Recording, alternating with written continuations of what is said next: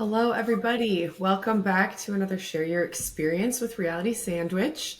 My name is Holly. I'm one of the conscious agents here with Reality Sandwich, and today I am joined by Nancy Timms. Welcome, Nancy. Thank you. Thank you so much for having me. Yeah, it's great to have you here. Nancy and I today are going to get into some pretty interesting stuff. We're going to be talking about aliens, encounters, interdimensional beings. So let's all expand our minds today and get curious about what we're about to learn. Nancy, tell us a little bit about yourself, where you are, what you do. Sure. Of course, my name is Nancy Timms. I'm a lifelong contactee with interdimensional beings, and that also includes all extraterrestrials. There's really not a difference because all extraterrestrials are actually interdimensional. That's why they pop in and out of our reality, and why we'll see them, or and the simple fact that some people just never do see them, but some people do because they're not in our dimension. So the government is now coming out with all this information and telling the world this. I've always known this, but I guess we have to be fed information in little bitty bits so that it's digestible to the human mind, because if we're overwhelmed it would just be too much. So my first conscious memories started at about age 2 or 3, and they have progressed and could still continue all through my life. I'm 64 years old, and it has been ongoing. When I was young, it was what it was. The outside world had not influenced me in forming any opinions or anything. So it simply was the experience itself. And I was not scared. It was fun. It was playful. You know, they made sure I was comfortable. And as I got older, going to school, getting about junior high, high school age, at this point, the world started influencing me. I was seeing Star Trek. I was seeing movies. I was reading books. I was at school. I was at Girl Scouts, etc. I was hearing what the world was saying about this phenomena. And, this at this point, I had never been afraid or scared, but at this point, it made me start to question myself and my experiences, and it put me at a level of fear and anxiety. So where before, when they would always come and I was playful, fun, the happy little girl, all of a sudden became started having anxiety, started having fear. So they've always let me know about 5 to 10 minutes before they're going to manifest in the room. And they do this they do it because that allows me to have the time to mentally prepare myself for this contact. For me, it is not what they look like. It is the frequency exchange between a higher dimensional being and a human being. We are at a much lower frequency. We are in a different dimension, a lower level dimension. And when you're face to face with one of these beings, it is overwhelming, because you feel, especially if you have fear and anxiety, it kind of enhances that even more so. And it's sort of like a reflection. You sort of like get a reflection. It's kind of, the best way I can describe it is kind of like if you can visualize when you pass away and you go before a group of elders or a review board where you look at your whole life, you look at the past history of your life, and all of a sudden, every fear, every anxiety, every question in your mind, it's like a flash of your inner soul self surfaces. So it's very powerful, very overwhelming, very misunderstood. And this is part of what we're trying to accomplish through this ascension and this evolutionary leap in consciousness, is to help us to deal with fear and to help us to look inside, understand who we are on a soul level, not the world around, that we've been programmed into being. For me, I'm not the Nancy Timms that the world has created. I now know the inner soul self, Nancy Timms, that made a choice to come to Earth and made a choice to be here and made a choice to be part of this process. So it has been ongoing, and throughout my life, I've experienced many different things. It hasn't always been easy. You know, there's been challenges, but that was all part of the process. It's just like being a human being. We have to fall and make mistakes to be able to learn from these things and grow into who we become. So we're not valued on our mistakes or anything, those are expected. That is part of our learning process. So this has been invaluable experience. And the older I get and the more I'm in with this and the more in tune I get with them, I realize that we all have the capability of experiencing learning these things. And a lot of it is misunderstood. And that's understandable from a human perspective and also from their perspective, because it's just like when we're little, whatever we experience at the time that it occurs, we may not understand it totally. But that's the beautiful part about being human. As we grow, we get wiser, we understand our awareness, all these things mature and becomes more understandable. So that's part of what this experience with humans is a crucial lesson in understanding fear, understanding who we are on a soul level, understanding that, you know, this process, this evolutionary changes, and this disclosure is really not about the fact that extraterrestrials are here. It's really about human beings understanding who they are and our uniqueness and what we have to offer to not only each other, but also to the cosmic realm. So, Lordy, I could go on this all day. So I'll stop letting you start asking me stuff. Okay. Well, I want to come back to some questions about souls, but let's take it back because I know everyone is going to be curious to hear a bit more about when you say, you're feeling like these vibrational energies come in, but you're also, meeting face to face with entities. Can you tell me a bit more about what it is that you're actually like? What do other beings look like when they're presented to you? Well, I have face to face physical contact, which means I am in this body.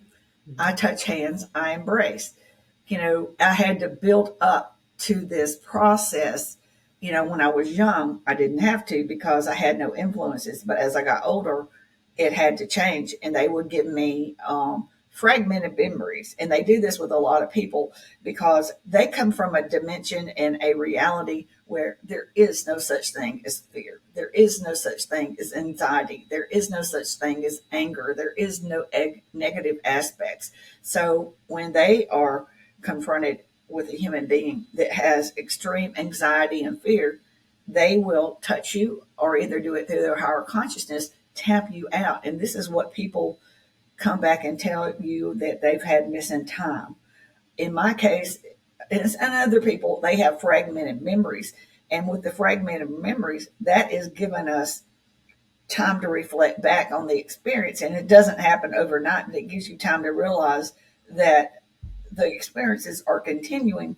But if you want to understand and be more conscious during them, you have to face your fears. You have to, if you want to be there and actually have the physical bonding, loving, benevolent experience, which is there, we just have to get ourselves to that point. So what they look like, they look like what they are. Grays look like the grays. Reptilians look like the reptilians. Humanoids look like the humanoids. Aquatic beings, they look like aquatic beings.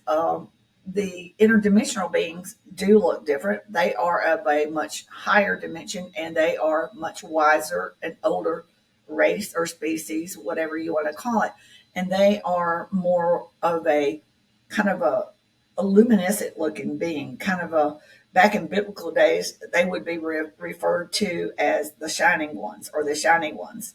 So, and that is who I am most connected with. Pretty much all the other extraterrestrials, they all work in unison and get together. There is not a hierarchy like we use here on Earth. It's more of a respect because of a race being of a higher conscious level in an older species, but it's not like kings and queens and, or presidents or all these kind of things. These are human constructs that we've used here on Earth to work our way through our points of evolution, but they do not use that. So, and one thing that I ask them point blank, why do you look different than say the grays or the humanoids or etc. And the way they explained it to me is that if they were to take me and they took myself and took you and they were to teleport us back into biblical times at our consciousness, at our awareness, at what we are, what stage we are in our evolution right now, and we go walking out to the people of that period of time at their conscious level and understanding and their frequency. Everything's about frequency. And we go walking out in front of them, you and I would be the shiny ones. So that's a way of trying to explain how evolution works, and an older species will appear differently to a lower conscious or frequency being because of the difference of consciousness and the difference of frequency. Okay, that's interesting. I've never quite heard that theory before. I've definitely, explored concepts of, like, I guess you could say, different species as far as reptilians versus grays. These are terms that I'm familiar with. I'm so curious though about things like, this is my human brain though, right? Trying to humanize, where I'm like, well, where do they live? What are their lives like? Do they have families? Like, are there similar structures of what we consider to be society that makes humanity work? Do they have a similar version of that in their lives, or is it not quite like that? Well, first of all, they are not human. Okay. They are what they are. We are what we are. And the problem with us here on earth is that we try to humanize everything. That is our way of trying to rationalize and understand and comprehend a phenomena that is beyond our consciousness level and beyond anything we've ever experienced. So, to answer your question, they they do have families. Um, they do have activities. Their ways of doing certain. They believe in a creator source, and they all have souls. They do not have division. They are all one. They are all one, and they are all connected. So that's why, again, there is not a hierarchy or like a race that's better than another race or species because they are all one. We are all one, but we've lost our connections and understanding of this, and we are all part of them. And we have so much misinformation, and we've lost our connections of understanding this. So, yes, they have families, they experience love. They have a companion that they love. They do not experience death like we do. It's more of a soul exchange. So when the vessel that they're in, which they live much, much longer lives than we do, we are very short lifespan compared to any other beings within different universes or galaxies. So, they do not have where we have like separation and division, they do not do that because they are all one. And so when you separate into different religions or when you separate into different states within a country or countries within a planet, that is creating separation. They do not do these type things because they are all one and everything is equal and everything is connected. So, you know, um, when they feel like their vessel is ending, the life cycle of a vessel, they have a preparation period to prepare for that. So there is no mourning, there is no without being. They just simply transfer their soul or their essence from one vessel to another. And in human time, say maybe 3 days is what that would preparation time. So there's never it's totally different than the way we do things. And as far as like their children and stuff, they can co-create, many different ways. They can do it a physical way or they can do it a non-physical way, which through our genetics and our science and our studies in these fields, we're understanding that these things can be done. And some things have already been done in research centers, with animals and things like that. So, they have that choice of different ways, and they have activities. They've taken me and we've walked in, and they have their version of what we would call games. And you know for them, the way that they enjoy food is not an enjoyment. For them, it is a nutrient. It's like they don't eat 3 times a day like we do. They eat when their body needs energy. It is more like how we would uh, look at a vitamin or a supplement you take when needed, as your body is needed. So they eat very, very little, and it is not a orgasmic, wonderful adventure. It's simply, a source of energy. They don't see it like we do, and they do not sleep as much as we do because we have so much toxins and chemicals and things within our environment, within our food and our water. They do not have those things, so they don't require as much sleep as we do. So, they may sleep once a week or whatever. It's whatever their body needs, and they do that. So they are not human, and that's the problem throughout history and all in storybooks, um, understandings, all these different theories, because we thought we could say we know exactly what planet they come from. They're not in our dimension. They're not in our dimension. And where they live, mainly a lot of them live on motherships. At one time long ago, they came from somewhere.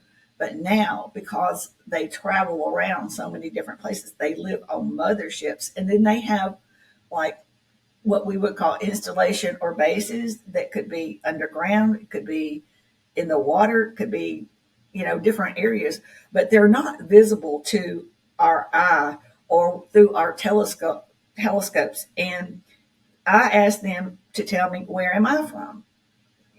Because they've shown me that I was an interdimensional being before I came to Earth. They gave me the vision and also enlightened me with a super duper Kundalini awakening with 3 huge surges. And, they've showed me, myself as a interdimensional. So they, and I said, where do we come from? Where are we from? And they said that there is no word in the English language or in any language because it is beyond our conscious level of understanding, and it's not within our visible range because it's not in our dimension. And they are telepathic. They do not verbalize anything. They do not name or label things. Being telepathic, there is no need to name a planet Earth. There's no need to name it because being telepathic, they already know all these things. And they don't have to, when they're telepathically communicating, they don't have to explain Nancy from Earth. They already know who I am. They already know who I'm from. So again, this is a human construct. This is how we, being vocal, how we have to do things, but that is not how they do things. So we could almost say, like, in a sense, then they have like an all-knowing capacity, and is that just like, I mean, that exists in a broad. I mean, I Yeah, say it's kind of all-knowing, like but a collective. It's like it's kind of like a collective consciousness, kind of like okay. And so my frequency, your frequency, that is our signature. That is our identity. It's like on Earth we have a thumbprint or a fingerprint. There in the higher realms, we are recognized and they know who we are and they locate us through our frequency. That is who we are. And When every you frequency is different. right, right.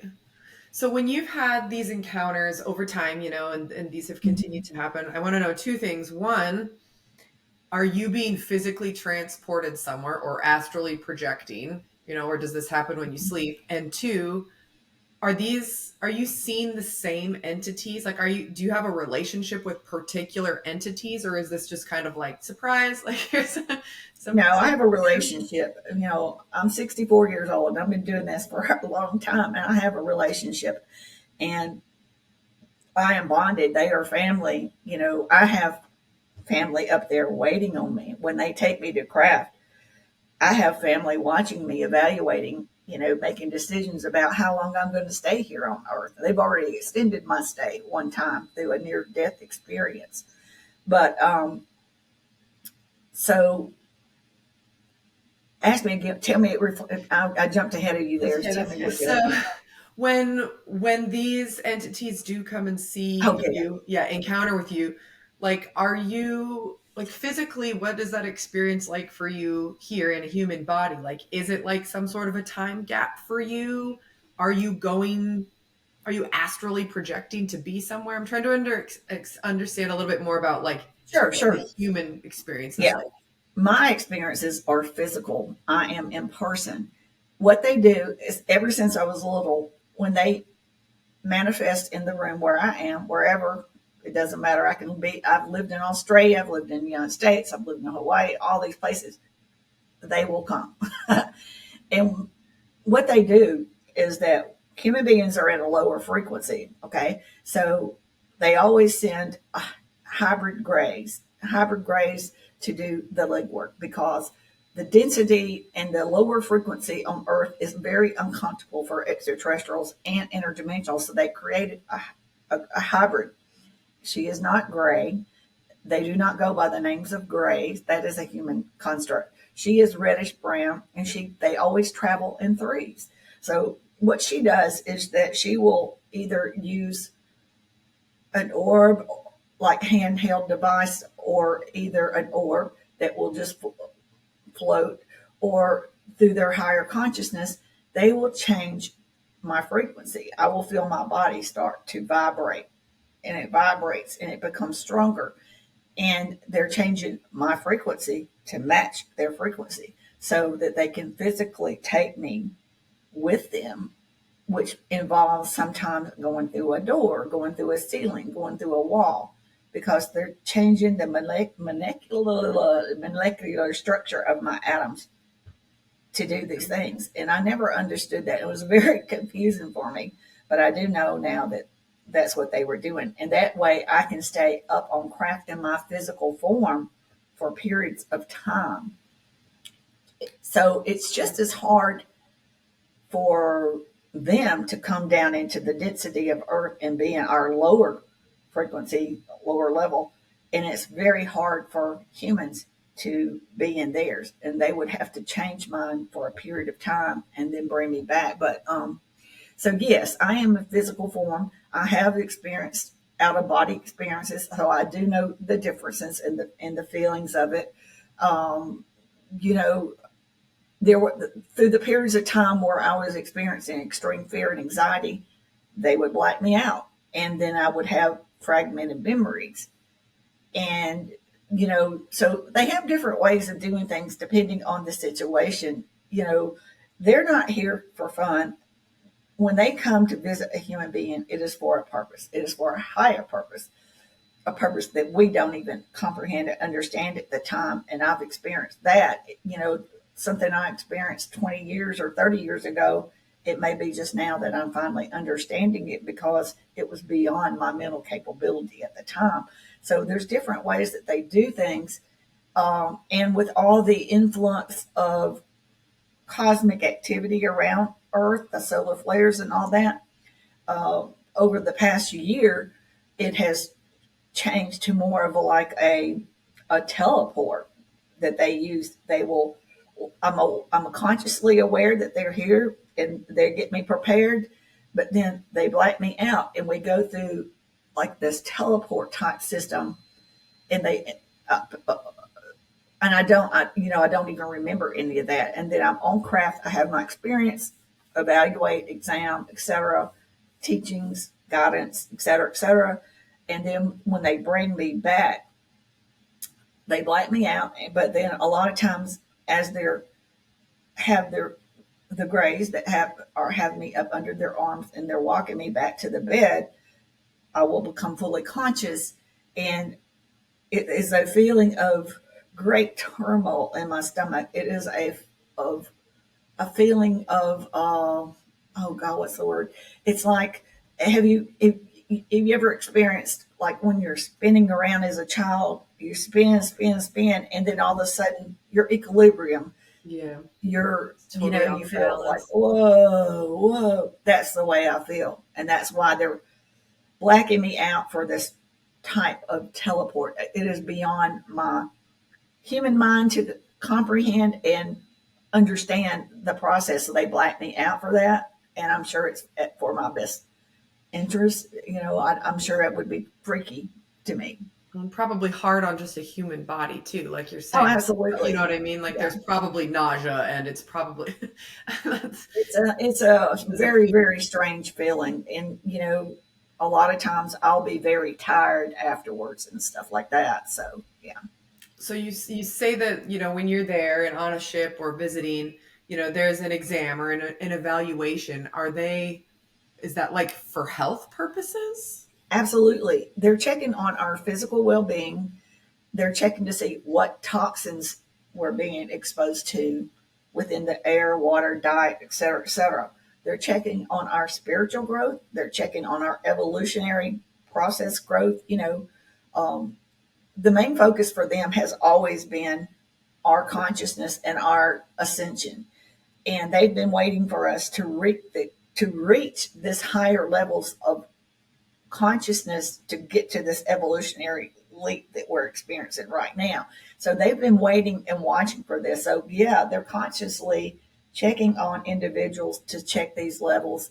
And also, if you're of direct lineage or if you made a soul contract to be part of this evolutionary process with extraterrestrials, they can help you with your health. And they also check our mental health to see how we're doing, because it's just as important for us here having this human experience to have a normalized human experience and with our families and our day-to-day lives. It's just as important as our contactee experience, because we have to balance these out and be normal and be able to function in both worlds. So you mentioned soul contracts. That brings me back to some questions I have about souls. So um, I assume we probably have some similar belief systems there, which is that we experience a life between lives. We leave our human bodies. We have a chance to go and, yes, we're reconnecting with our soul contracts. We're kind of like choosing the next chapter, right? Our strengths, our weaknesses, what we're going to experience. So these entities, they're also kind of there in that room, so to speak. Like this is sort of like when I think of souls, obviously my brain is like human souls, animals, plants, all these things, but I should be expanding my concept of what this soul group can look like, because we're talking like every galaxy and dimension. This is like an entire room full of souls from anywhere. Yeah, but it's more of a individual. It's not like you're sitting there right up against all these people. When this is happening to you, it is your priority, and it's more of a one-on-one evaluation. However, you could be it's still you, and you may be represented by either whoever your guide is. In my case, when I went before the elders, the female gray took me because I'm very bonded to her, and I know that she's been with me through previous lives, and I have a love for her. And she is biological. She is a hybrid, but she is not a robot. She is biological. But she was with me when I went up before the elders, and they were many of them, and I stood before them in a review, so to speak, like a peer review.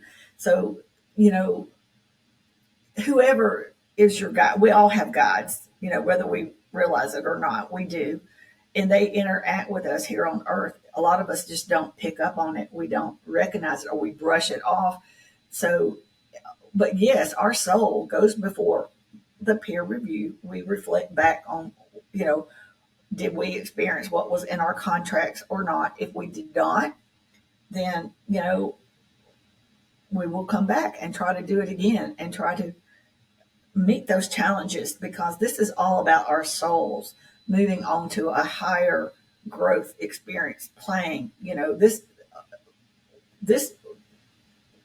this vessel we're in. Really, it's a shame that our past memories is blocked, and that we're doing this unknowingly.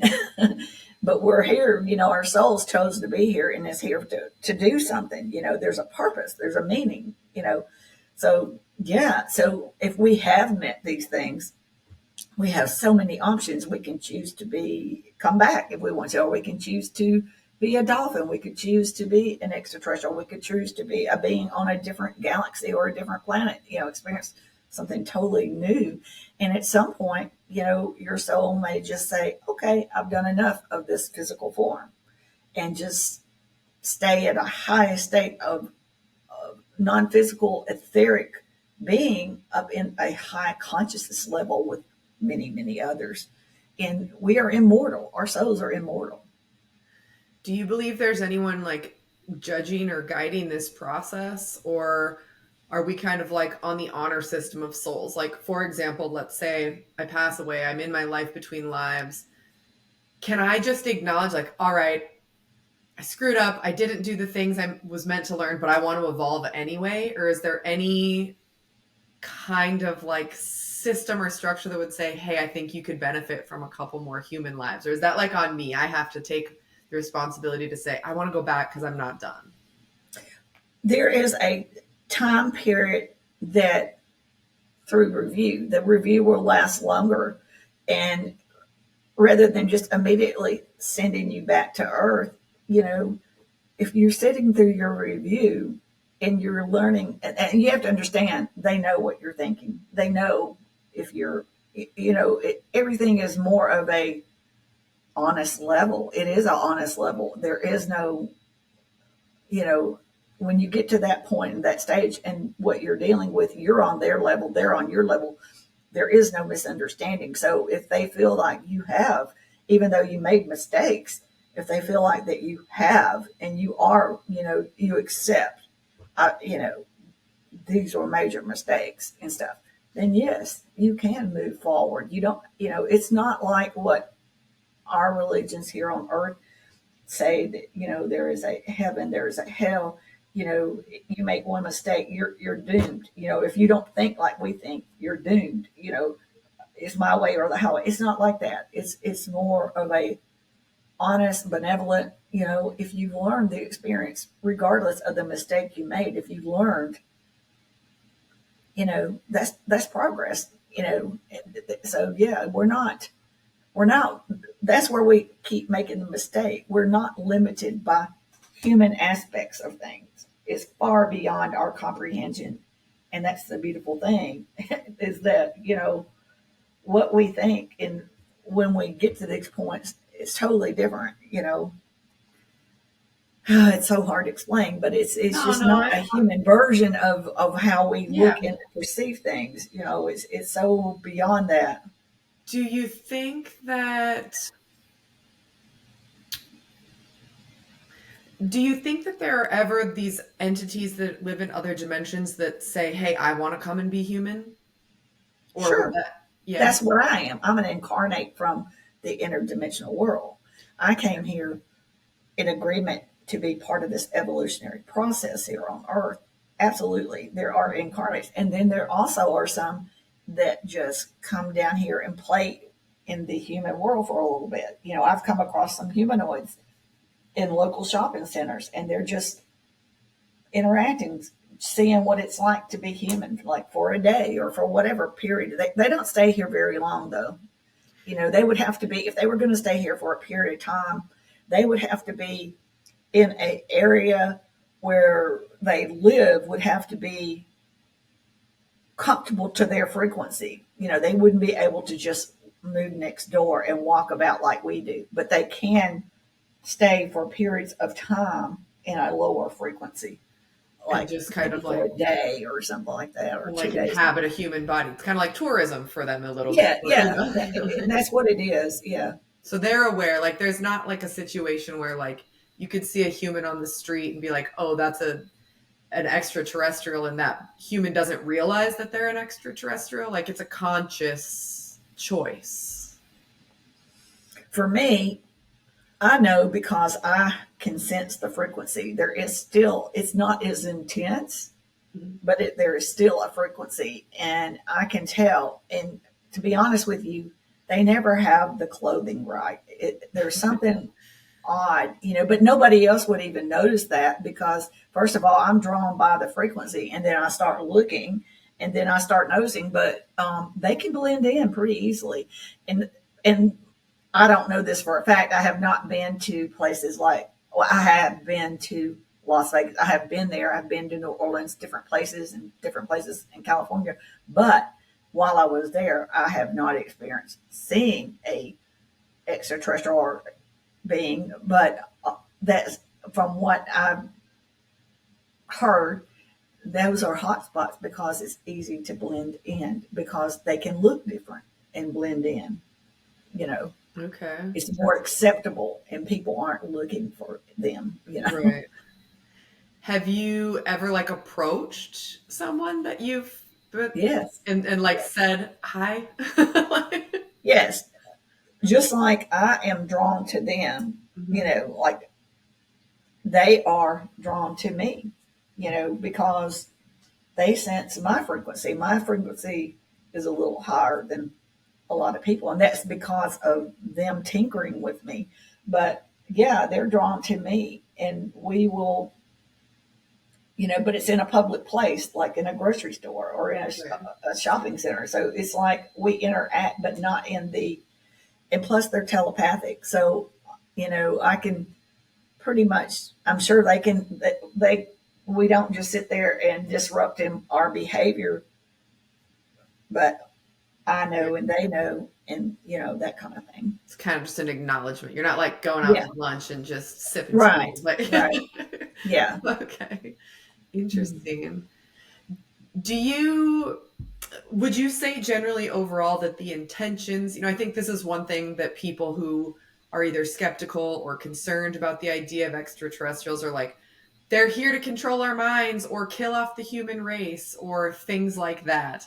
Like, can you dispel some of these myths based on what you know? Absolutely.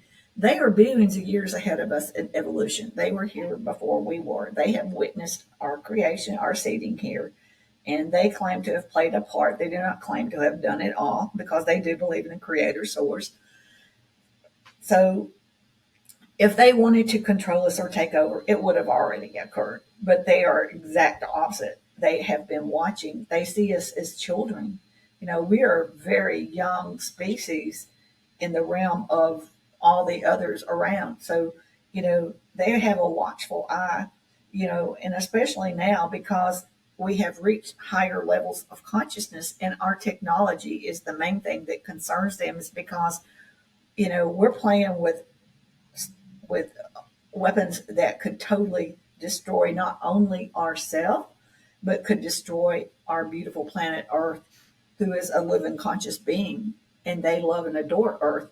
And they love and adore every living conscious being.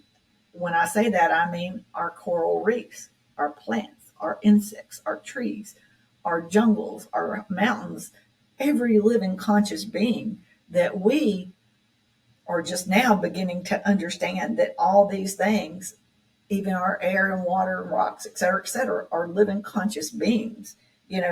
We're starting to get a better understanding. They've always known this. So when we start playing with destructive technology that could also wipe out every living conscious being on our planet and also could ripple into the universe and affect them because we are all one. We are all connected. Whatever we do as above, so below, so below, so above. We're all connected and it would affect everything. So, they are not going to let us destroy other living conscious beings because of our ignorance and our lack of understanding and of the world around us. So they do many, many things that go unrecognized. And, they are not here to harm or hurt or control. We are here on free will, so that limits what they can do. There is a cosmic law. They cannot overstep. They can do certain things, but once they've done something one time, it's up to us on what we do with it. They can gift us technology, which they have, but what we do with that technology, that's on us. And if it's used in the wrong way or in the proper way, they can't go back and change anything. So they're limited and they do what they can, but there's limitations because, we are here on free will. And that means that, when we make mistakes, we have to fix our own. So they'll never, ever, they have no desire to control us or manipulate us or brainwash us or anything. Those things are already happening and being done by human beings to each other. They're here to help us fix these mistakes and problems that we're making. But we have to get ourselves out of this negative 3D realm into a more unified, loving, more positive realm where we no longer have wars, we no longer have racism, we no longer have separation and division, and we understand our connections with each other and the universe and come together. And they will only be there to assist, never ever to take control or, you know, they have no desire. They are at a higher consciousness level. We have nothing they need. They have it already. You and I are sitting here talking to each other through our technology. It is a separate entity from who we are. So if I want to take my technology with me, I have to carry it as a separate entity. In their reality, their higher consciousness is their technology all combined into one. They manifest anything they need or want. They don't need anything from us or from our planet. They already have it. They can construct anything they want. So again, we have to realize they are being years ahead of us. They are not human. And just because we are negative, and a lot of that's due to being in this 3D realm that we've been in for eons, does not mean that the higher realms have not evolved past all this and they are way above our thinking. And, just because we're negative doesn't mean everything else is. And we are changing. We are going to become a better version. We'll never be perfect. We're human. But we have the capability, and we are doing it right now, becoming a better version of the human that we are. And we're going to be more like the human we were created to be, not the negative programmed versions. We're going to move beyond that. And that's part of our evolutionary process. When you say that, they've gifted us some technologies, but obviously we have this free will, like, does that include artificial intelligence? And are we misusing artificial intelligence here on Earth? Well, the way they explained this to me, they took my son and I, who has all these experiences, downloads, kundalinis, et cetera, face-to-face contact. My sons have these as well, my oldest son especially. And they guided my son and I, and he bought us tickets, and we went to Mexico because they wanted us to go there to meet an indigenous tribe and to understand our connections with planet Earth, et cetera, et cetera. But to answer that question, they gave me a whole vision and talk about AI. And the way they explained to me is that AI is a man-made tool. It's created by men. It is programmed by men. It is a man-made tool. We have to keep it as a man-made tool. In the right hands, this can be something to create better worlds, create better versions of our quality of life. In other words, we have to get ourselves out of this negative realm, because the way we are right now, this will be abused and misused in negative ways. So if we can increase our frequencies and help us to ascend past this negative ways, we will take AI and we will use it to enhance the quality of life. We will learn that jobs will no longer be jobs. We will not even call them jobs, because jobs now people are doing things they don't even like to do or enjoy, and it's not pleasant. Some people work two or three just to put food on the table and to keep electricity, et cetera, et cetera. Our quality of life is going to change if we reach this ascension. We will work less hours and we will focus more on our families and on ourself, improving our soul self and being the better version of ourselves. AI will not take away all jobs. It will create jobs that we've never even thought of. And we will call these things service to self, service to family, service to community. And AI, we will learn to use AI to generate most of the things that humans need to stay on this planet. And we will not need all the focus on materialistic and money, because we can use AI to generate things that we all need. So there may still be some significance or value to money, but over a period of time that will change.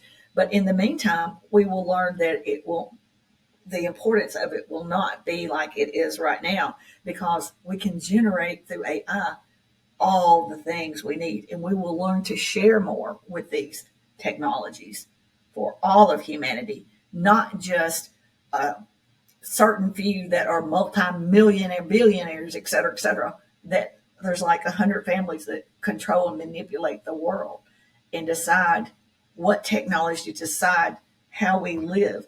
Those things will change. They will change. They will no longer have that power over us anymore. No more manipulation. And we will learn to use these things, these technologies, to the betterment of all of us, because we are all one, we are all connected, and we just have to get together and unify, because once we do, and this won't happen overnight, but once we do, we're unstoppable and nobody will ever control or manipulate us again. Yeah, so it's almost like right now where we're at with AI, we're on just such a rise, but it's like, it is kind of like a money grab. People are using AI because we're desperate to try to find ways to buy back our time so we can do the things that we're talking, so we can be with our families, so we can rest, so we can take care of ourselves.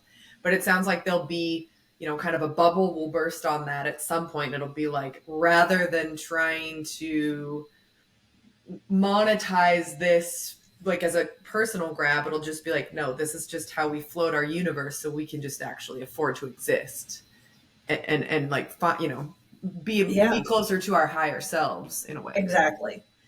And, nothing can happen overnight like night and day, because it would be too much for the human mind to digest, or it would explode, because this is a worldwide phenomenon. This evolution, this ascension, this is worldwide. So all human beings have to be in consideration. So it has to be done in a very slow, divine, slow way, so that everyone understands they are a part of this. We are all a part of this. So for me, disclosure is humanity.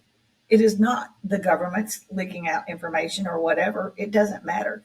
The disclosure is human beings waking up, understanding our uniqueness, how powerful we are. And when we come together in unity and come together and work together, what we can accomplish.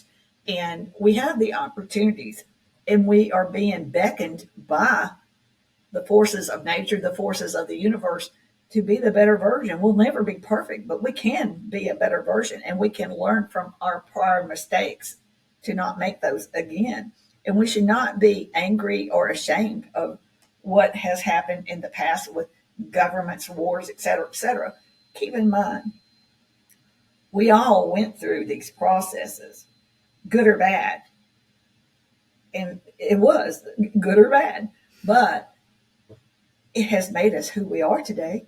It has made us the strong, powerful human beings that we are. And with that power and knowledge and using it wisely, we can accomplish major, major, beautiful, wonderful things simply by recognizing our inner soul selves, who we are, and what we can do, not only for this planet, but how we can inspire other beings throughout the universe, that human beings can come through this much negative influence, diversity. We're setting an example to the whole universe. People don't recognize this, but we are the eyes of the universe right now on what we do with this ascension. And if we manage to pull this off, to pull ourselves from such a negative warlike versions of ourselves into this more beautiful version, oh my goodness, it's amazing. We should be proud of ourselves. We have everything to look forward to. We're doing an amazing job here on earth. We are all the disclosure. Human beings, we are the disclosure. I love that. That feels like a really great place to close. Is there anything you could say to somebody out there that's skeptical about the concept of extraterrestrials? How can we help anyone who might be like, I don't know how I feel?